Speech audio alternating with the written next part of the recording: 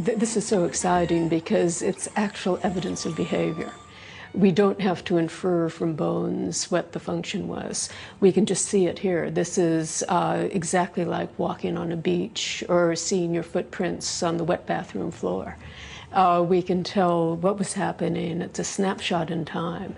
And you can just imagine them walking across this ash-covered plain, very much like we would walk today. The identity of this creature was finally confirmed when they found a skeleton from that time, which seemed part ape and part human, called Australopithecus.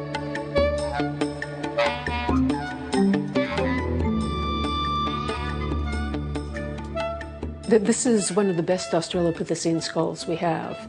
And if you actually saw this, it would have looked very chimpanzee-like.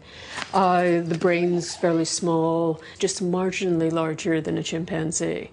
The Australopithecines had a fairly projecting face, but the nose was quite flat. It would have been a very ape-like or chimpanzee-like nose. One of the giveaways, though, that it wasn't a chimpanzee is that the foramen magnum, the hole through which the spinal cord enters the brain, is positioned underneath the skull. So the skull would have balanced on the spinal column. And this is a characteristic of a biped. So this individual, even though it superficially looked chimpanzee-like, would have walked on two legs and would have been on the human line. The skeleton and footprints provided evidence for the Walking with Beasts animators to build Australopithecus. But with no creature alive today, it took a lot of advice from scientists before the animators could get one moving.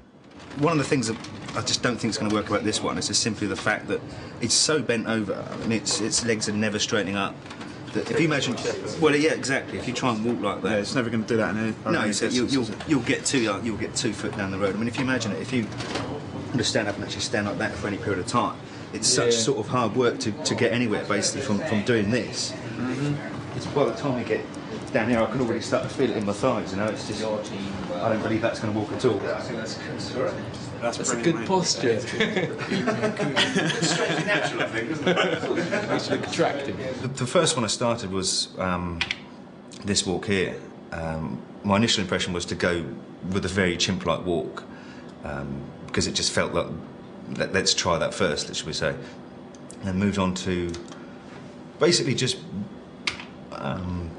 bringing in more vertical, more upright. These are all fairly rough animations, just trying to get the idea for it. This is almost believable in that it's more upright and it's got the basic timings of a bipedal walk on it. But again, you're looking at there's an awful lot of movement going into getting these legs forward, which is, again, very, very inefficient.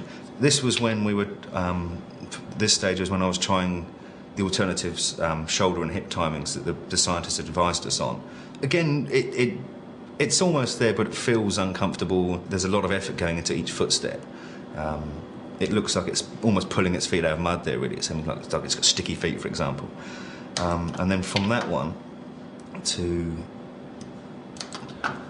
what is the finalised one, which, although not doesn't look terribly chimpanzee or ape-like, and again also doesn't look perfectly human. So there's somewhere in between the two. But at the same time, it doesn't look like it's putting a great deal of effort into getting anywhere, which is the whole idea of a walk.